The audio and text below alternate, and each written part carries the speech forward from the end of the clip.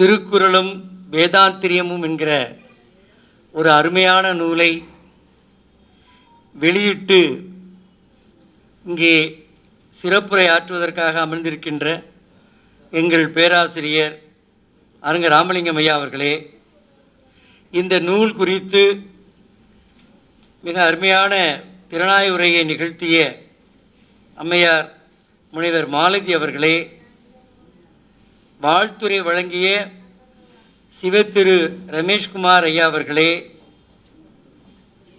முனைவர் எஸ் சேகர் ஐயா அவர்களே, முனைவர் ஸ்ரீ ஜெயபிரகாஷ் ஐயா அவர்களே, அருள்நிதி ஞால ரவிச்சந்திரன் அவர்களே, இன்னும் இந்த விழாவிலே கலந்து கொண்டு இந்த நூலாசிரியருடைய உயர்ந்த பணியை வாழ்த்துவதற்காக வருகை தந்திருக்கிற மனவளக்கலை வேதாந்திரிய மகரிஷியினுடைய தவத்தை ஏற்று தவச் சான்றோர்களாக வருகை தந்திருக்கிற சான்றோர் பெருமக்களே, உங்கள் அத்தனை பேருக்கும் என்னுடைய பணிவான வணக்கத்தை தெரிவித்துக் கொள்கிறேன். நான் மனவளக்கலையிலே இந்த யோக பயிற்சியிலே இதுவரையில் நான் ஈடுபட்டவன் அல்லன். எனவே உங்கள் முன்னால் நான் உங்களுக்கு தெரிந்திருக்கிற வேதாந்திரிய அருட்தந்தை அவர்களுடைய கருத்துக்களை எல்லாம் நான் அறிந்தவன் அல்லன். இந்த நூலை படிக்கிற பொழுதுதான் நான் அவற்றை அறிந்து கொண்டேன். இதை அறிந்து கொள்வதற்கான வாய்ப்பு எனக்கு 20-30 ஆண்டுகளுக்கு முன்பே கிடைத்தாலும் கூட எல்லோருடைய மொழியிலும் சொல்வதாக இருந்தால் திருவருளோ எனக்கு இன்னும் கிட்டவில்லை, உங்களிடத்திலே தவத்தை நான் இன்னும் ஏற்றுக்கொள்வதற்கான ஒரு பக்குவம் எனக்கு கிடைக்கவில்லை என்று தான் கருதுகிறேன். எனவே அந்த வகையில் ஐயா ஜெயராமன் அவர்கள் ஒரு 5 ஆண்டுகளுக்கு முன்னால் நாங்கள் 40 ஆண்டுகளாக நடத்தி வருகிற மயிலை திருவள்ளுவர் தமிழ்ச்சங்கம் எங்களுடைய சென்னை வானொலி நிலையத்தினுடைய மேனாள் இயக்குனர் ஐயா சேயோன் அவர்கள் நிறுவன செயலாளராக இருந்து நான் இணைச் செயலாளராக நாங்கள் 40 ஆண்டுகளாக அவரோடு இணைந்து பணியாற்றி வருகிறேன். எங்கள் அவையிலே எங்களுடைய திருவள்ளுவர் அமைப்பிலே ஐயா அவர்கள் இணைந்து எங்களோடு திருக்குறள் தொண்டாற்றி வருகிறார்கள். அந்த வகையிலே அவரை பற்றி நன்கறிவேன். ஜெயராமன் ஐயா அவர்களை பற்றி ஒரே வள்ளுவன் வாய்மொழியிலே சொல்லுவதாக இருந்தால் பணியுமாம் என்றும் பெருமை. பணியுமாம் என்றும் பெருமை என்கிற தொடருக்கு இலக்கியமாக திகழ்கிறவர் ஐயா ஜெயராமன் அவர்கள். பெரிய பொறியாளர், உயர்ந்த அரசு பதவியில் இருக்கிறார். அகவை 70 தாண்டி இருக்கிறது. ஆனால் செல்வமோ செல்வாக்கோ படிப்போ பதவியோ எதையும் பார்க்காமல் சக மனிதனை இன்னொரு உயிரை உடன்பிறப்பாக கருதுகிற உயர்ந்த உள்ளம், தொண்டு உள்ளம், தூய உள்ளம், தாயுள்ளம் கொண்டவராக இருக்கிற ஜெயராமன் ஐயா அவர்களுடைய நூலை பற்றி பேச வேண்டும் என்கிற ஒரு ஆசை பற்றி தான் நான் இங்கே வந்திருக்கிறேன். இந்த நூலை நான் குழந்தைகளை பேசுகிற பொழுது அங்கே சொன்னேன். அங்கே எனக்கு பேசுவதற்கு நேரம் கிடைக்கவில்லை, நிறைய நிகழ்ச்சிகள். எனவே இந்த நூல் குறித்து நீங்கள் தனியாக ஒரு விழா நடத்த வேண்டும் என்று நான் அவரை வேண்டிக் கொண்டேன். அந்த வேண்டுதலை அவரும் விருப்பத்தோடு ஏற்று அன்பு பேராசிரியர் இளவேல் சச்சிதானந்தம் அவர்கள் இதை இங்கே ஏற்பாடு செய்திருக்கிறார். அவருக்கும் என்னுடைய நன்றியை நான் தெரிவித்துக் கொள்கிறேன். இந்த நூல் குறித்து 4-5 பேர் பேசிவிட்டார்கள். ஐயா அவர்கள் சைவ சித்தாந்தத்தினுடைய பிழிவை எல்லாம் சொல்லி அது திருக்குறளிலே எப்படி இருக்கிறது, அதிலிருந்து வேதாந்திரியம் எப்படி எடுத்துக்கொண்டிருக்கிறது என்பதை அருமையாக சொன்னார்கள். இன்னும் அருமையாக அம்மையார் மாலதி அவர்கள் அதனுடைய உள்ளடக்கத்தை எல்லாம் தனித்தனியாக பிரித்து உங்களிடத்திலே ஒரு பந்தியில் விருந்து வைப்பதை போல அதை வைத்து சென்று விட்டார்கள். இருந்தாலும் நான் இது நூலிலே ஒரு இலக்கிய மாணவனாக இந்த நூலை நான் பார்க்கிறேன். ஒரு தத்துவ மாணவனாகவோ ஒரு சமய மாணவனாகவோ இதை பார்க்காமல் ஒரு திருக்குறளை ஐயா அவர்கள் அருமையாக சொன்னார்கள். ஜெயபிரகாஷ் பேராசிரியர் முதல்வர் சொன்னார், கவிதையை 3ஆக பிரித்தார். மரபு கவிதை, இசைக்கவிதை, புதுக்கவிதை என்று பிரித்தார். பிரித்துவிட்டு திருக்குறள் மரபு கவிதை, அதை புரிந்து கொள்வது கடினம் என்று சொன்னார். திருவள்ளுவர் மாலையிலே அப்படித்தான் சொல்லுகிறார்கள். ஒரு பாடல் திருவள்ளுவர் மாலையிலே உலகத்திலே தமிழ் இலக்கியங்களிலே வேறு எந்த நூலுக்கும் இல்லாத ஒரு சிறப்பு திருக்குறளுக்கு உண்டு. அதுதான் ஒரு 53 புலவர்கள் திருக்குறளை பற்றி புகழ்ந்து பாடிய திருவள்ளுவர் மாலை. கம்பராமாயண மாலை என்று ஒரு நூல் இல்லை. சிலப்பதிகார சிறப்பிக்கு எழுதுவதற்கு ஒரு நூல் இல்லை. ஆனால் திருக்குறளுக்கு மட்டும் புகழ்ந்து பாடிய திருவள்ளுவ மாலை என்று ஒரு நூல் இருக்கிறது. அந்த நூலிலே ஒருவர் பாடுகிறார், ஓதுதற்கு எளிது உணர்தற்கு அரிதாகி வேத பொருளாய் மிக விளங்கி உள்ளுந்தோறும் உள்ளுந்தோறும் உள்ள முறுக்குமே வள்ளுவன் வாய்மொழி மாண்பு என்று சொல்கிறார். அதில் ஐயா அவர்கள் சொன்னது போல அது படிப்பதற்கு எளிமைதான், ஆனால் உணர்ந்து கொள்வதற்கு இது ஆழமான பொருள். தோண்ட தோண்ட வரும். வள்ளுவத்தினுடைய சிறப்பு என்னவென்றால் 20 வயதிலே அது இன்பத்துப்பாலாக இருந்தாலும் பொருட்பாலாக இருந்தாலும் அறத்துப்பாலாக இருந்தாலும் ஒரு குறளுக்கு எனக்கு பொருள் தெரியும். அதே குறளை நான் 40 வயதில் படிக்கிற பொழுது எனக்கு அதிலிருந்து வேறொரு பொருள் தெரிகிறது. 60 வயதிலே அதே குறள் எனக்கு வேறு பொருளை உணர்த்துகிறது. அது காரணம் என்னுடைய வாழ்க்கையும் அனுபவமும் மட்டுமல்ல, நான் வளர வளர என் வாழ்க்கை சூழலுக்கு தேவையான கருத்துக்களை வழங்குவதற்கான ஆளுமை தன்மை ஆற்றல் திருக்குறளுக்கு இருக்கிறது. அதனால தான் அது திருக்குறள் 2000 ஆண்டுகள் கழித்தும் வாழ்ந்து கொண்டிருக்கிறது என்று சொன்னால், இன்னொரு திருக்குறள் சொல்லும், எல்லா பொருளும் இதன்பால் உள்ள இதன்பால் இல்லாத எப்பொருளும் இல்லையால். திருவள்ளுவர் மாலையில் ஒரு புலவர் பாடுகிறார், எல்லா பொருளும் இதன்பால் உள்ள என்றால் அந்த திருவள்ளுவர் மாலை பாடிய அந்த புலவர் காலத்தில் இருந்த பொருளா? ஒவ்வொரு நூற்றாண்டிலும் மனித அறிவின் வளர்ச்சியின் காரணமாக புதிய அறிவுக்கூறுகள் வருகின்றன. கணிப்பொறி வந்திருக்கிறது, அறிவியல் வருகிறது, இன்னைக்கு செயற்கை நுண்ணறிவு வந்திருக்கிறது. 200 ஆண்டுகளுக்கு முன்னால் இவையெல்லாம் இல்லை. எனவே மனித நாகரிக வரலாற்றில் தோன்றுகிற புது பொருள்கள் எல்லாம் 2000 ஆண்டுகளுக்கு முன்னால் எழுதப்பட்ட திருக்குறளில் இன்றைக்கு இருக்கிற விஞ்ஞான வளர்ச்சிக்கான கருத்தாக்கங்கள் செய்திகள் அதில் பதிந்திருக்கின்றன என்றால் அதுதான் திருக்குறளுடைய சிறப்பு. எல்லா பொருளும் இதன்பால் உள்ள என்றால் இதன்பால் அவர் திருவள்ளுவர் காலத்தில் உள்ள பொருள் மட்டுமல்ல, திருவள்ளுவர் மாலை எழுதிய காலத்தில் மட்டுமல்ல, இனிமேல் இந்த உலகம் இருக்கின்ற வரையில் மனித அறிவால் மேம்பாட்டால் வளர்கிற அனைத்து அறிவு கூறுகளையும் திருக்குறளிலே நீங்கள் காணலாம். மாணிக்கவாசகர் சொல்வதைப் போல எனக்கு எல்லாம் இனிமேல் தெரியும். உற்றாரை நான் வேண்டேன், ஊர் வேண்டேன், பேர் வேண்டேன், கற்றாரை நான் வேண்டேன், கற்பனவும் இனும் அமையும் என்று சொன்னார். கற்பனவும் இனி அமையும் என்றால் நான் இதுவரையில் வந்த உலக அறிவெல்லாம் எனக்கு இறைவன் கொடுத்திருக்கிறான். இனிமேல் உலகத்தில் தோன்றப்போட புது அறிவுக்கூறுகளும் நான் கற்காமலே என்னை வந்து அடையும் என்றதுக்கு பொருள். அதே போல வள்ளுவம் தோன்றிய காலத்தில் மட்டுமல்லாமல் காலச்சூழலில் வரலாற்றில் மனித அறிவு மேம்பாட்டால் உருவாக்கி கொள்கிற அனைத்து அறிவு கூறுகளையும் அதற்கான விளக்கங்களையும் எடுத்து சொல்வதுதான் திருக்குறள். அந்த வகையில் அத்தகைய உயர்ந்த திருக்குறளில் அதை தான் ஐயா அவர்கள் சொன்னார்கள், அது புரிந்து கொள்வது கடினம். புரிந்து கொள்வது கடினமானால் அதற்காக அவற்றை புரிந்து கொள்வதற்கு வேதாந்திரிய வழியாக நீங்கள் திருக்குறளை புரிந்து கொள்ளுங்கள் என்று ஒரு செய்தியை சொல்லியிருக்கிறார். ஒரு உயர்ந்த இலக்கியத்திற்கு ஒவ்வொரு இலக்கியத்தையும் அந்த நூற்றாண்டு தமிழிலே மொழிபெயர்க்க வேண்டும் என்று சொல்லுவார்கள். சங்க இலக்கியத்திற்கு உரை ஏன் தேவைப்பட்டது? அது தோன்றிய 1000 ஆண்டுகள் கழித்து. அது 10ஆம் நூற்றாண்டு சங்க இலக்கியத்தினுடைய நடை. அதை பின்பு இப்பொழுது இதை திருக்குறள் இருக்கிற கருத்துக்களை எல்லாம் வேதாந்தத்திலிருந்து எடுத்து சொல்லுவது திருக்குறளை புரிந்து கொள்வதற்கான ஒரு கருத்து. இங்கே பேசுகிற பொழுது, நான் வருகிற பொழுது ஒரு சான்றோர் பேசி கொண்டிருந்தார். அவர் சொன்னார், அறிவறிந்த அவையோர் இடத்தை இதை சொல்லிக் கொண்டு வேண்டும். நான் அப்பொழுது எனக்கு கொஞ்சம் அந்த சொல் கொஞ்சம் அறிவை என்னுடைய சிந்தனையை தூண்டுவதாக இருந்தது. அறிவுடையார் அவை என்று அவர் சொல்லவில்லை, அறிவுடையோர் அவை, அறிவுடையார் அவை என்று அவர் சொல்லியிருக்கலாம். ஆனால் அவர் அறிவு அறிந்த அவை என்று சொல்லுகிறார். அப்போ அறிவு என்றால் என்ன? யார் அறிவை அறிவது? அப்படி அறிந்து கொள்ளக்கூடிய அந்த அறிவு என்பது என்ன? எது அறிவு? நான் முதுகலை பட்டம் வாங்கியிருக்கிறேன், எனக்கு ஒரு அடையாளம் இருக்கிறது. நான் முனைவர் பட்டம் வாங்கியிருக்கிறேன், எனக்கு ஒரு அடையாளம் இருக்கிறது. ஒவ்வொருவரும் பட்டை வாங்கி, ஆனால் எனக்கு அறிவு இருக்கிறதா என்பதற்கு என்ன அடையாளம்?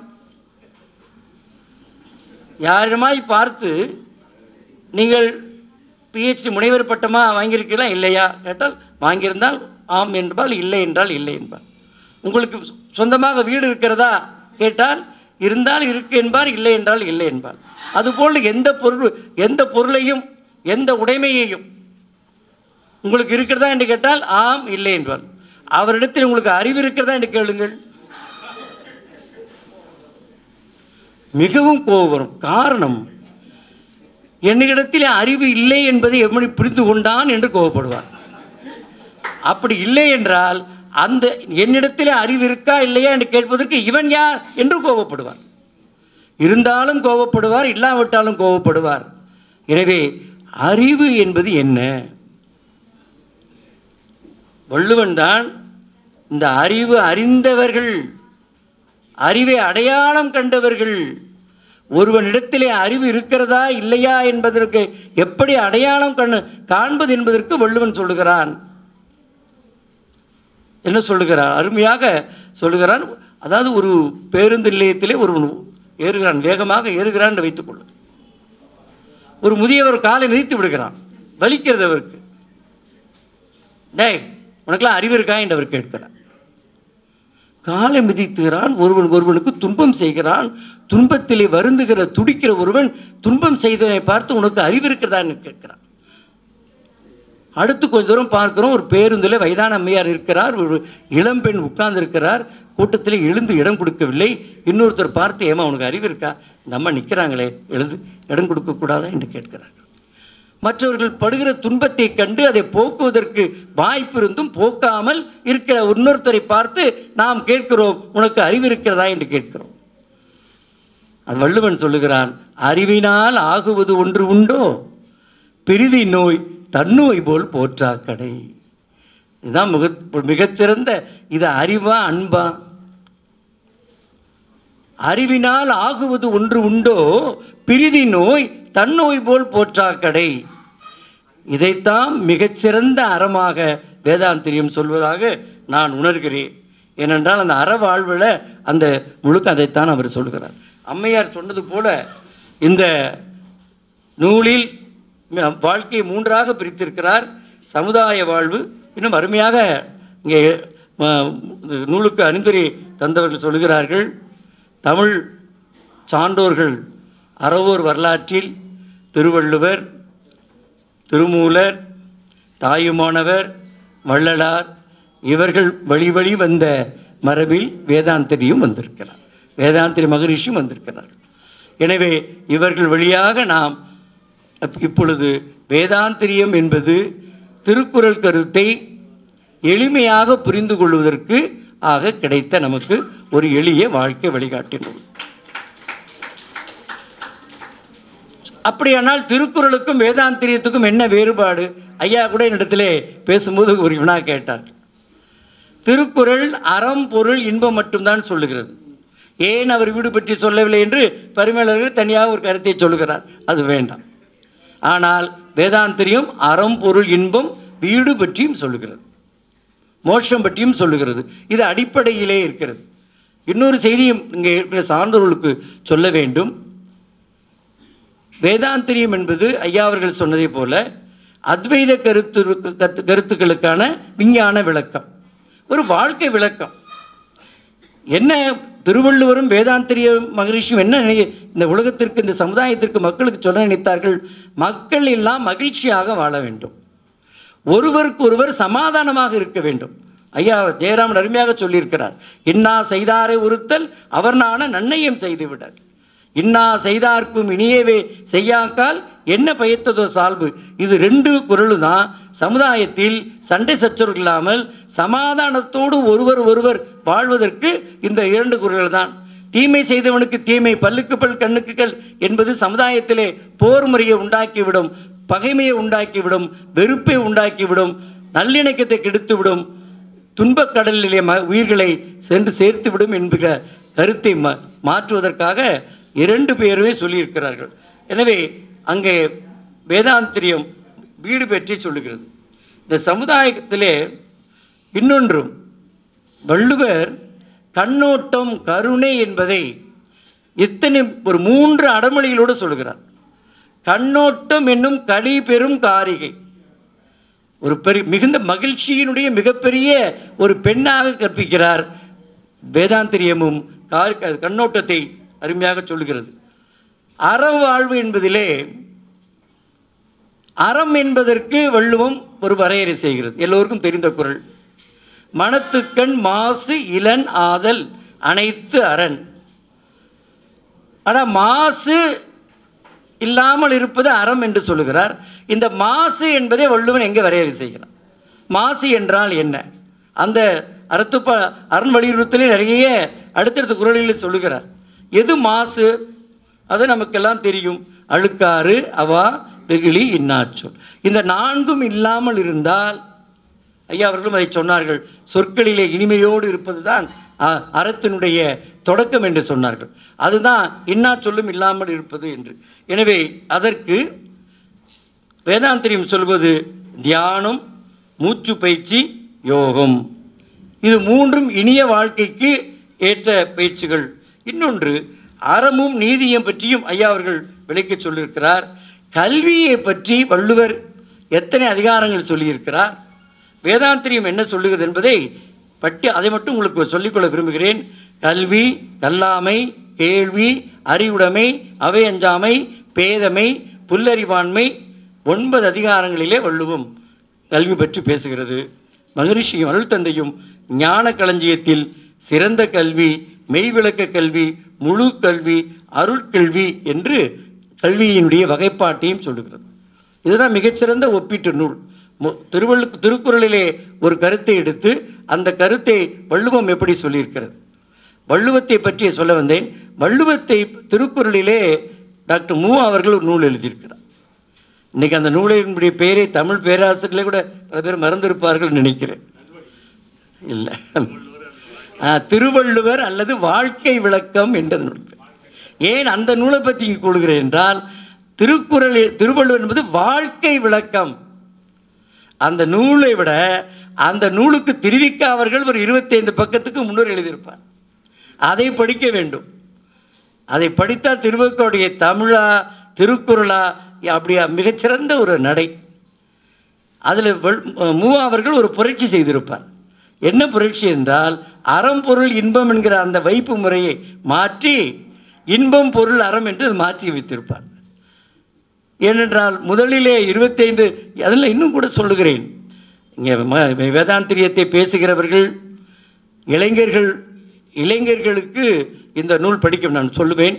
ஏனென்றால் இத்தனை அறிவு செல்வங்களும் அறிவு கருவூலங்களும் வாழ்க்கையை செம்மையாக வாழ்வதற்கும் மகிழ்வாக வாழ்வதற்கும் இனிமையாக நடத்துவதற்கும் ஆயிரம் அருட்செல்வர்கள் ஆக்கி தந்த தமிழ் நூல்கள் அருந்தமிழிலே இருக்கின்ற பொழுது, இன்றைக்கு தமிழ் இளைஞர்கள் மனம் செய்து மக்களை பெற்று மகிழ்வதற்கு பதிலாக மனம் செய்து அடுத்து ஓரிரு திங்கள்களிலே அவர்களுக்கிடையே உறவில் முறிவு வருகிறது என்று சொன்னால், அதற்கு காரணம் இத்தனை அறிவு நூல்கள் இருந்தும் இத்தனை அறநூல்கள் இருந்தும் அவற்றிலே அருமையான வாழ்க்கைக்கு வழிகாட்டுகிற அரிய கருத்துக்கள் இருந்தும் நம்முடைய இளைஞர்கள் ஏன் இவற்றையெல்லாம் அறிந்து கொள்ளாமல் இருக்கிறார்கள்?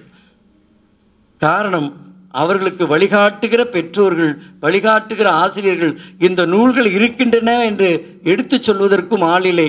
ஆனால் உங்களை போன்ற இந்த தவம் வழங்குகிறவர்கள் உடைய பணி அவற்றையெல்லாம் செய்யும் என்று நான் நம்புகிறேன். அந்த வகையில் அந்த நட்பை பற்றியும் அந்த அம்மையார் அவர்கள் சொன்ன அந்த 4 வேண்டும் என்பதில் நட்பை பற்றியும் சொல்லுகிறார். அந்த நட்பை பற்றி 35 பாடல்கள் இருக்கிறது. இங்கே இதோடு இல்லாமல் இங்கே வேதாந்திரிய கருத்துக்களை திருக்குறளிலிருந்து எடுத்து காட்டுவதற்காகத்தான் ஐயா அருளாளர் ஐயா ஜெயராமன் அவர்கள் இந்த நூலை எழுத தொடங்கினார். ஆனால் அவர் திருக்குறள்களை நுழைந்த உடனே அவருடைய தமிழ் தேடல் திருக்குறள் இருக்கிற மேலாண்மை கருத்துக்களை பற்றி தனியாக ஆய்வு செய்திருக்கு. திருக்குறளிலே உடைமை, இதில் உலகத்தில் எந்த கவிஞனும் சொத்து என்று தமிழில் சொல்கிறோம். அதெல்லாம் கண்ணால் பார்க்க முடியும். வீடு எல்லாம் கான்கிரீட்டாக இருக்கணும். ஆனால் வள்ளுவன் ஒருவன் தான் ப்ராப்பர்ட்டி வேறு பொசஷன் வேறு அப்படின்னு சொல்லியிருக்கிறார். பொசஷன் என்பது உடைமை. வள்ளுவன் சொல்லுகிற எல்லா உடைமையும் சொத்துக்கள். ஒரு 11 உடைமை சொல்லியிருக்கிறார். அவற்றையெல்லாம் நீங்கள் பார்க்கவே முடியாது. அன்பு, அறிவு, ஆழ்வினை, ஒழுக்கம் எல்லாமே உடைமைகள். இதில் வள்ளுவன் எங்கே அன்புடைமைக்கு உயர்ந்த இடம் கொடுக்கிறார் என்றால், அன்பை மனிதனுடைய 5 உறுப்புகளோடு 6வது உறுப்பாக சொல்லுகிறான். ஒருவனுக்கு கை, கால், கண், காது இந்த 5 அவயங்களிலே குறைபாடு இருந்தால் அவனை மாற்றுத்திறனாளி என்று சொல்லுகிறோம், அல்லது ஊனமுடையவன் என்று சொல்லுகிறோம். ஆனால் அன்பு இல்லாதவனையும் ஊனமுடையவன் என்று வள்ளுவர் சொல்லுகிறார். அன்பு இல்லாதவன் ஊனமுடையவன். அது ஏனென்றால், புறத்துறுப்பெல்லாம் எவன் செய்யும் யாக்கை அகத்துறுப்பு அன்பு இல்லவர்க்கு. அகத்து உறுப்பு அன்பு, உறுப்ப அன்பை ஒரு உறுப்பு என்று சொல்லுகிறான். அந்த அன்புடைமை இன்றைக்கு எல்லாரும், ஆனால் அவனை மனிதனே கிடையாது. அன்பு இல்லாதவன் ஒரு உறுப்பு குறைபாடுடையவன் என்கிறத சொல்லுகிற போது, அந்த நூலின் பயன், நேரம் கருதி முடிக்கிறேன். இந்த நூலினுடைய 2 பயன். இதில் முதல் பயன், இதுவரையில் மகரிஷியினுடைய மாண்புமிகு அந்த தத்துவங்களை, விளக்கங்களை எல்லாம் அறிந்து கொள்ளாத என்னை போன்ற தமிழ் மாணவர்கள் இன்னும் மற்ற எல்லோருக்கும் இந்த நூலை படித்தால் நாமும் மகரிஷியினுடைய வழங்குகிற தத்துவத்தை பெற்றுக்கொள்ள வேண்டும் என்கிற எண்ணத்தை ஏற்படுத்தும். அது உறுதி. ஏன்னால் இதை படிக்கிற, இது ஒரு கொடுத்துருக்காரு, 2-3 கொடுத்துட்டு அதை சுவைக்க சொன்னோடனே, வா இதுவா இந்த மரத்தில் இந்த 2 கனியே சுவையாக இருக்கே, நம்ம இன்னும் மரத்துக்கு கீழே போனால் நிறைய கனி கிடைக்கும் என்று மகரிஷியின்பால் மற்றவர்களை ஈர்ப்பதற்கான ஒரு நூல். இன்னொன்று, ஒரு தமிழ் பேராசிரியர், இதில் லட்சுமணன் ஐயா அவர்கள் உடைய முன்னுரையிலே ஒன்று எழுதியிருக்கிறார். என்ன எழுதியிருக்கிறார் என்றால், லட்சுமணன் இந்த நூலாசிரியர் ஜெயராமன் அவர்கள் முனைவர் பட்ட ஆய்வு மாணவரை போன்று உழைத்து இந்நூலை உருவாக்கியிருக்கிறார் என்று சொல்லியிருக்கிறார். அதற்கு முன்னால் மிக முக்கியமான ஒரு செய்தியை சொல்லி நான் நிறைவாக அந்த சொல்லுகிறேன்.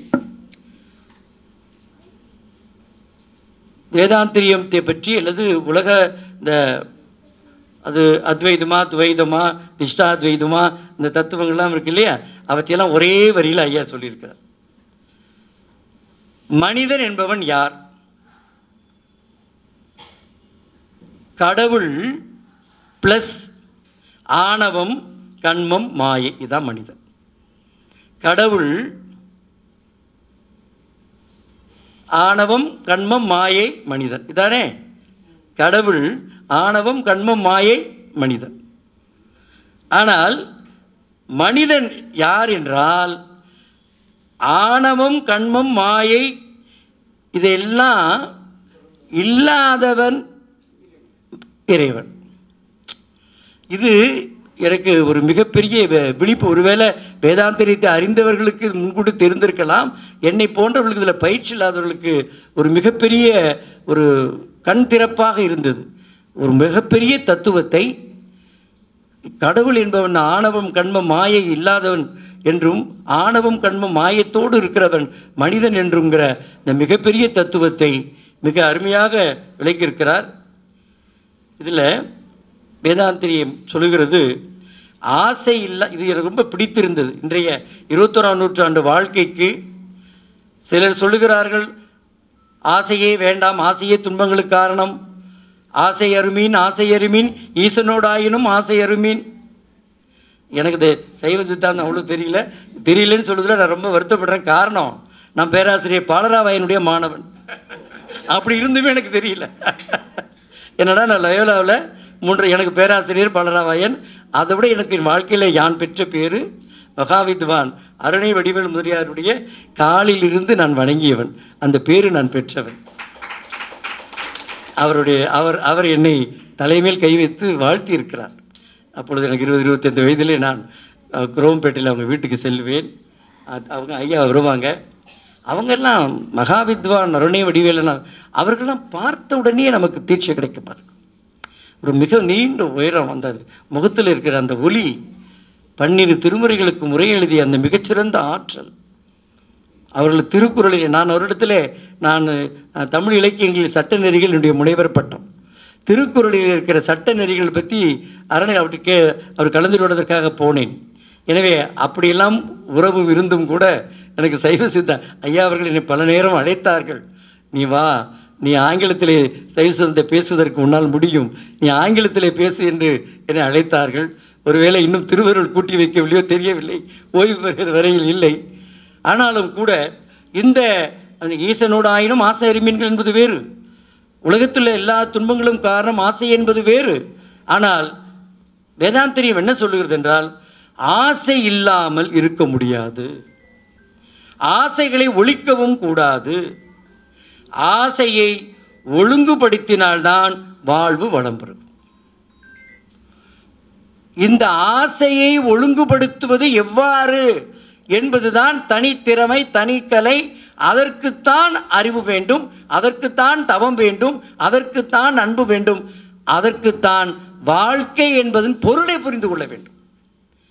இதுதான் வாழ்க்கை, இப்படித்தான் வாழ வேண்டும், இதுதான் இன்பம், அறத்தான் வருவதே இன்பம் என்று வாழ்க்கையினுடைய நோக்கமும் வாழ்க்கையினுடைய இன்பமும் எது எது என்பதை அறிந்து கொண்டால், இன்ப ஆசையே அலை போலே நாமெல்லாம் அதன் மேலே ஓடம் போலே வாழ்கின்ற இந்த மக்கள் வாழ்க்கையில் ஆசைகளை ஒழுங்குபடுத்திக் கொள்வதற்கான ஒரு முறைமையை இந்த தவமும் இந்த வாழ்க்கையும். ஆனால் அதனால தான் அந்த வள்ளுவர் கூட ஆசையை வெறுக்க சொல்லவில்லை, வெகாமை வேண்டாம் என்று சொன்னார். பேராசை கூடாது, தீயாசை கூடாது என்று சொல்லுவங்களே, ஆசையை வெறுக்க வேண்டும் என்று சொல்லவில்லை.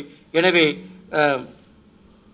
நிறைவாக லட்சுமணையா அவர்கள் சொன்னது போல ஒரு உடைமை பற்றி, வினாவிடையை பற்றி திருக்குறளுடைய இன்னொரு சிறப்பு, அவரை அரிஸ்டாட்டில், சாக்ரட்டிஸ், பிளாட்டோ என்கிற மேற்கத்திய சிந்தனையாளரோடு ஒப்பிட வேண்டும். மிகப்பெரிய சிந்தனையாளர், மிகப்பெரிய பொருளியல்வாதி.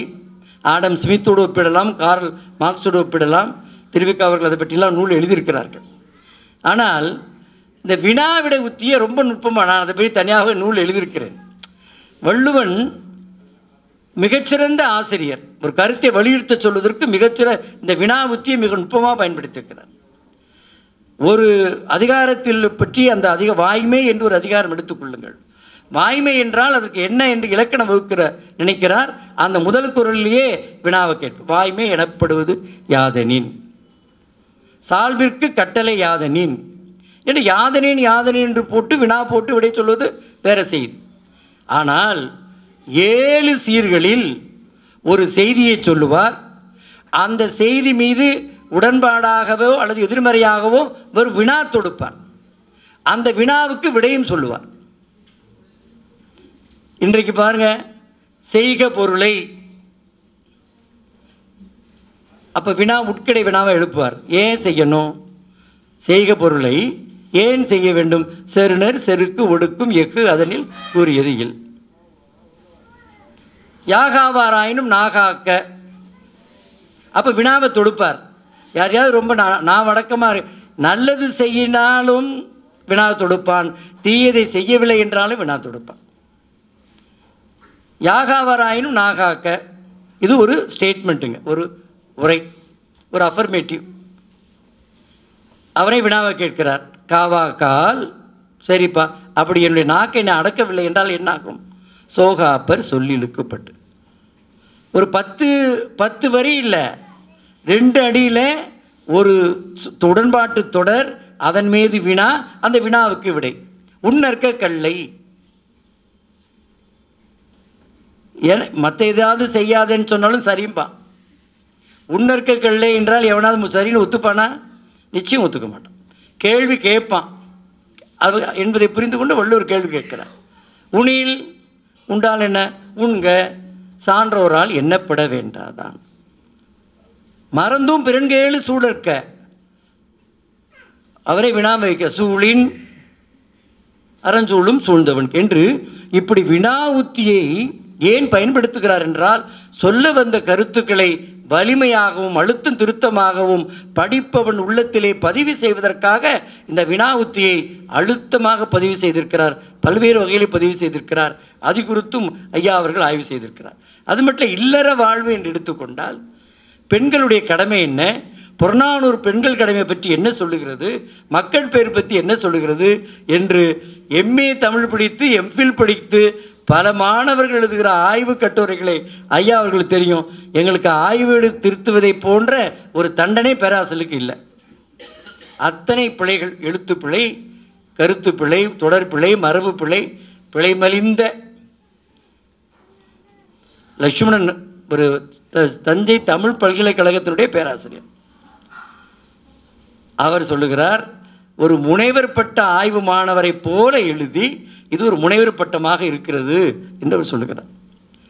ஒரு மாணவருக்கு முனைவர் பட்டம் கொடுப்பதற்கு 3 பேர் சான்றிதழ் தர வேண்டும். ஒருவர் மேற்பார்வையாளர்.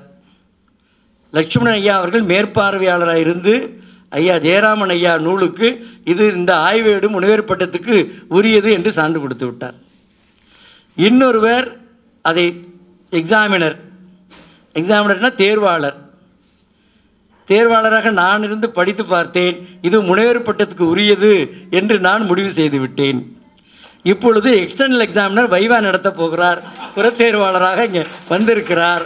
எனவே இவரும் நிச்சயமாக இந்த ஆய்வேட்டத்துக்கு சென்னை பல்கலைக்கழகம் இல்லை, இங்கே கூடியிருக்கிற மக்கள் உள்ளங்கள் என்கிற பல்கலைக்கழகம் ஜெயராமன் ஐயா அவர்களுக்கு முனைவர் பட்டம் வழங்கலாம் என்று தீர்ப்பு வழங்குவார் என்று சொல்லி ஒரு தமிழ் பேராசிரியராக நின்று இந்த நூலை வடிவமைத்திருக்கிறார். இதிலே தத்துவங்களும் இருக்கின்றன, இலக்கிய கூறுகளும் இருக்கின்றன. இதில் இவருடைய தமிழ் நடை எனக்கு மிகவும் பிடித்ததாக, உகந்ததாக, நெஞ்சிலே நேரடியாக சென்று தைக்கிற நடையாகவும் இருக்கிறது. எனவே எல்லா வகையிலையும் வேதாந்தரியத்தை இளைஞர்கள் மத்தியிலே எடுத்து சென்று வள்ளுவத்தின் வழியாக வேதாந்தரியத்தை புரிந்து கொள்வதற்கு அல்லது வள்ளுவரை வேதாந்திர வழியாக புரிந்து கொள்வதற்கான ஒரு மிகச்சிறந்த பணியை, இலக்கிய பணியை, தத்துவ பணியை, அறப்பணியை இந்த நூல் செய்திருக்கிறது என்று சொல்லி இந்த நூலாசிரியரை மேலும் பல நூல்கள் எழுத வேண்டும் என்று வாழ்த்தி இந்த நல்ல வாய்ப்புக்கு நன்றி கூறி விடைபெறுகிறேன். நன்றி, வணக்கம்.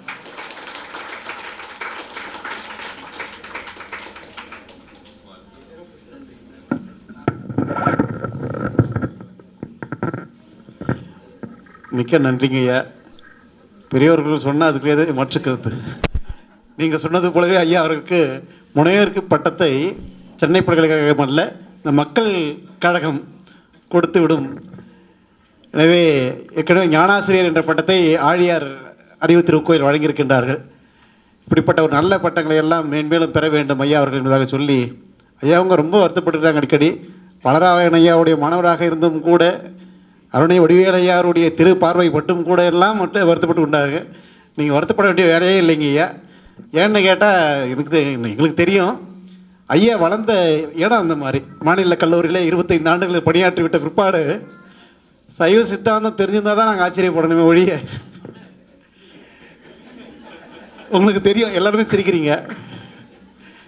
எனவே இந்த நூலை ரொம்ப அற்புதமாக, ரொம்ப ஆழமாக ஐயா அவர்கள் வாசித்து அதில் இருக்கக்கூடிய நல்ல சிறப்பான ஒரு கருத்துக்களை எல்லாம் எடுத்து காண்பித்து மிக அருமையான விஷயங்களை எல்லாம் நமக்கு திருக்குறளில் இப்படியெல்லாம் பார்க்க முடியுமா அப்படின்பது போல ஒரு சிந்தனைகளை நமக்கு ஏற்படுத்தி கொடுத்துட்டு போயிருக்கிறாங்க.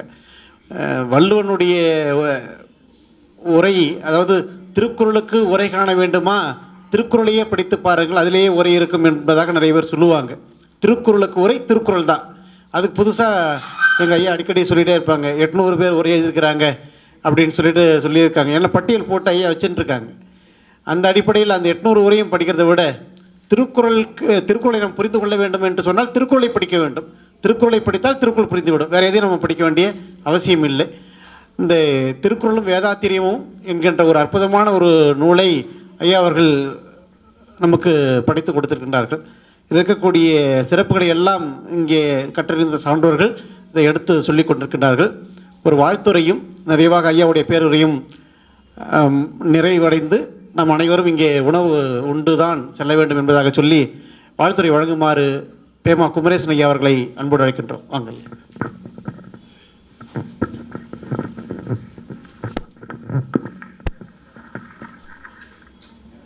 வாழ்க வையகம், வாழ்க வையகம், வாழ்க வளமுடன். இங்கே குழுமிருக்கின்ற சான்றோர் பெருமக்களுக்கும் மேடையிலே அமர்ந்திருக்கின்ற அறிஞர் பெருமக்களுக்கும் மட்டுமல்ல அன்புசால் தாய்மார்களுக்கும் மாணவ செல்வங்களுக்கும் எனது வணக்கத்தை மறுக்க தெரிவித்துக் கொள்கின்றேன். இன்று ரங்கராஜபுரம் ஸ்கை யோகா அறக்கட்டளை 38ஆம் ஆண்டு துவக்க விழா. இந்த துவக்க விழாவை ரங்கராஜபுரம் அறக்கட்டளையை மட்டுமே செய்திருக்கலாமே, சித்திர இலக்கியம் ஏன் சேர்ந்தது? ஒரு வினா சில பேருக்கு இருக்கும் இல்லைங்களா? ஆனால் இரண்டுடைய நோக்கமே சமுதாயம், சமுதாய முன்னேற்றம். அதனால தான் இது ரெண்டும் சேர்ந்து இணைஞ்சு செய்யுது. அது மட்டும் இல்லை, ஆங்கிலத்தில் ஒரு பழமொழி உண்டு, லைக் ஃபெதர்ஸ் ஃப்ளாக் டுகெதர், இனம் இனத்தோடு சேரும். அதனால் இந்த இனம் சமுதாய நோக்கத்தை உடைய இனம். இந்த சங்கம் மட்டும் இல்லை, அறக்கட்டளை மட்டும் இல்லை, அறக்கட்டளை மட்டுமல்ல, 2 அறக்கட்டளை மட்டுமல்ல, இந்த அறக்கட்டளையிலே இருக்கின்ற நிர்வாகிகளும் இனம் இனத்தோடு சாரும் என்ற நோக்கத்தை முன்வைத்து சமுதாய முன்னேற்றத்தை முன்வைத்து நடை செல்வதால் இரண்டுமே இணைந்து இந்த நிகழ்ச்சியை சிறப்பாக செய்து கொண்டிருக்கிறது. ஐயா ஜெயராமன் அவர்கள் திருக்குறளும் வேதாத்திரியமும் என்ற ஒரு அரிய நூலை இப்பொழுது வழங்கியிருக்கின்றார்.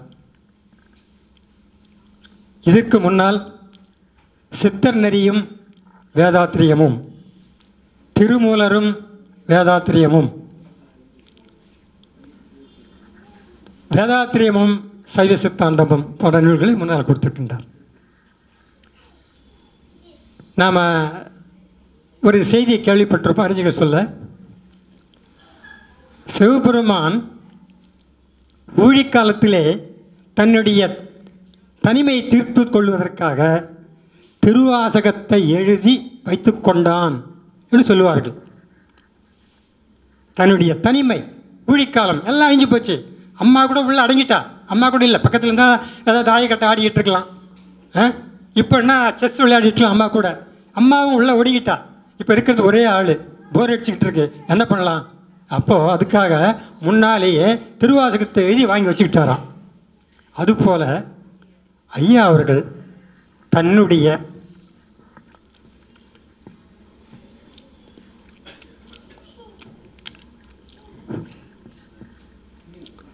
துணைவியை பிரிந்த பிறகு தன்னுடைய தனிமையை தீர்த்துக் கொள்வதற்காக தமிழ்த்தாயை அடைக்கலம் புகுந்தார்.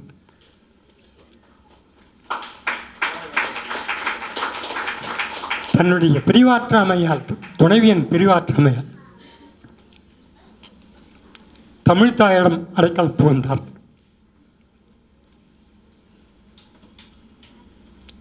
தமிழ்பால் கொண்ட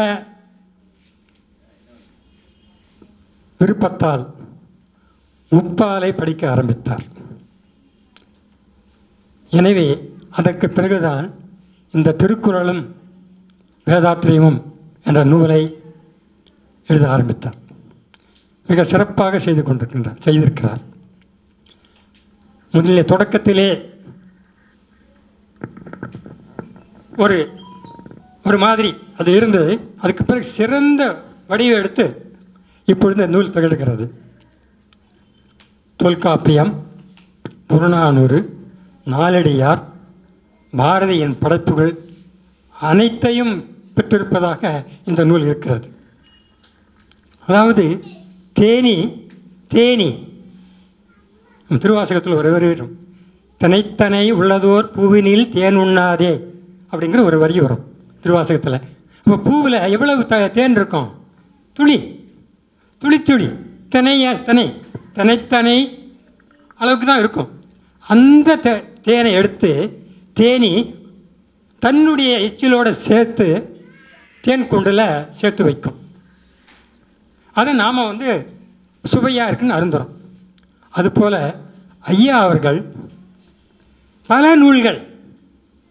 நூல்களை அதில் உள்ள முக்கிய செய்திகளெல்லாம் எவ்வாறு தேனி ஒவ்வொரு பூவாக சென்று அந்த தேனை சேகரித்து சேமித்து வைத்து கொடுக்கின்றதோ அதுபோல் ஜெயராமன் ஐயா அவர்கள் பல நூல்களில் உள்ள நல்ல செய்திகளை அனைத்தையும் சேர்த்து அதோடு வேதாத்திரியமும் சேர்த்து நமக்கு இந்த நூலை படைத்திருக்கின்றார். எனவே இந்த நூலை நீங்கள் அனைவரும் வாங்கி பயன்பெற வேண்டும்.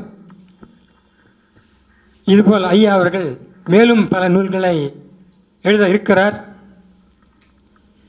அடுத்த ரிலீஸ் உண்டு. அடுத்த படம் ரிலீஸ் ஆகும். புரியுதுங்களா? அடுத்த ரிலீஸ் உண்டு. நம்ம ஏற்கனவே கதையை சொல்லிட்டாரு. இப்போ ஆமாம், வள்ளலாரும் வேதாத்திரியமும் சீக்கிரட்டை உடச்சிட்டு நினைக்கிறீங்களா? வள்ளலாரும் வேதாத்திரியமும் மிக விரைவில் வரும். ஆனால் கருக்கொண்டு பிரசவம் ஆகிறதுக்கு உயிரினங்கள் 10 மாதம் ஆகுது. ஆனால் ஒரு நூலை கொண்டு அதை ஆய்ந்து எழுதி கொண்டு வருவதற்கு 10 மாதங்களில் முடியாது.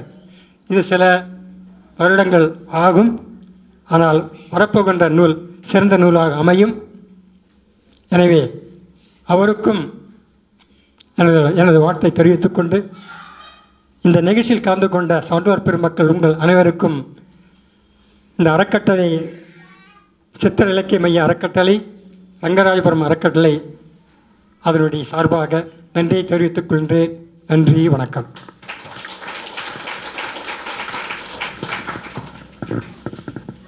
நன்றிங்க ஐயா. அதாவது ஒரு நிகழ்ச்சியோடு ஐயா அவங்க தொடங்கினாங்க. அதுக்கு காரணம் 2 பேரும் இருக்கக்கூடிய அந்த அன்பால் பிணைந்தவர்களாக இப்பொழுது இருக்கின்றார்கள் இருவருமே. மலர்கொடி அம்மாவை பற்றி உங்களுக்கு எல்லாருக்கும் தெரியும். பெரும்பாலும் இங்கே இருக்கின்றவங்க மனவளக்கலை மன்றம் சார்ந்த அன்பர்கள் எல்லோரும் அவங்க கூட நெருக்கமாக பழகி இருந்தவங்க. அதனால் ஐயாவும் அம்மாவும் எப்படி இணைந்து சமுதாய தொண்டை ஆற்றினார்கள் என்பது எல்லாருக்கும் தெரியும். அவருடைய நினைவை கூட சென்ற ஆண்டிலே சித்திரலிக்க மைய அறக்கட்டளையிலே நம்ம நடத்தினோம். அதனால் இப்போது ஐயா அவர் சொன்னது மாதிரி கடை ஊழி வரும் தனிமை கழிக்க அன்றோ உன் வாசகத்தில் ஒரு பிரதி கதிரதே என்று மனோன்மணியம் சுந்தரம் பிள்ளை பதிவு செய்கின்றார். அதுபோல் ஐயா அவர்கள் இப்பொழுது இலக்கியத்தை கையில் எடுத்துக்கொண்டு அவர் சொன்னதைப் போல வேதாத்திரியத்தை கூட எல்லாவற்றையும் ஒப்பிட்டு இவற்றையெல்லாம் படிக்க வேண்டும் என்பதாக ஐயா அவர்கள் ரொம்ப சிறப்பாக அதை பண்ணிட்டுருக்காங்க. அந்த ஒரு ஆத்மார்த்தமான ஒரு இணைந்த உள்ளம் தான். அதனால தான் அப்படிப்பட்ட ஒரு நிகழ்ச்சி அது இருந்தது, வேறு ஒன்றும் இல்லை. ஒரு பேராசிரியராக ஐயா அவங்களுக்கெல்லாம் தெரியும். ஒரு பேராசிரியராக இருப்பவங்க கல்லூரியிலையோ அல்ல பல்கலைக்கழகத்திலோ இருக்கிறவங்க ஆண்டிற்கு ஒரு நூலாவது எழுத வேண்டும், ஒரு 4 கட்டுரைகள் எழுத வேண்டும். இப்படியெல்லாம் சில வரையறைகள் உண்டு. இது பல விஷயங்களுக்காக அது உண்டு. அதனால் செய்கிறாங்களா செய்யலையான்றதெல்லாம் அப்பாற்பட்ட கதை. ஆனால் இவரை பொறுத்த வரைக்கும் வருஷத்துக்கு ஒரு புத்தகம் எழுதிட்டே இருக்கார். இன்னும் சொல்ல வேணால் சரியாக சொல்லணும்னா இது சென்ற ஆண்டே வர வேண்டிய நூல் இது. ஏன்னா சென்ற ஆண்டுக்கு முந்தைய ஆண்டு தான் சைவ சித்தாந்தமும் வேதாத்திரியமும் நூல் வந்தது. இது சென்ற ஆண்டே வர வேண்டியது. அது வராத மாதிரி நாங்கள்லாம் இருக்கிறோமே, அதெல்லாம் பார்த்துக்கிறோம். வர்றதுக்கு நான் உண்மையாக சொல்கிறேன். அப்படி பார்த்து கொஞ்சம் அப்படியே வந்தது. அடுத்த ஆண்டு ஐயா அவர்கள் ஏற்கனவே திட்டமிட்டு வச்சுருக்காங்க. அதனுடைய நடை நோக்கி இதை பயணித்து கொண்டிருக்கிறாங்க. எனவே எப்படியாக அவருடைய நடையானது மிக சிறப்பாக தொடரும் என்பதாக சொல்லி ஐயாவுடைய நிறைவு பெறுவதற்காக அனைவரும் காத்து கொண்டிருக்கின்றோம். அதனுடைய நிறைவு பெறுவதை முடித்து அனைவரும் செவிக்கு உணவு கேட்டது போதும் என்பதாக சொல்லி வயிற்றுக்கும் நீங்கள் சென்று விட்டு தான் செல்ல வேண்டும் என்பதாக சொல்லி ஐயா அவர்களை நிறைவு பெறுவதை ஆற்றுமாறு அன்போடு அழைக்கின்றோம்.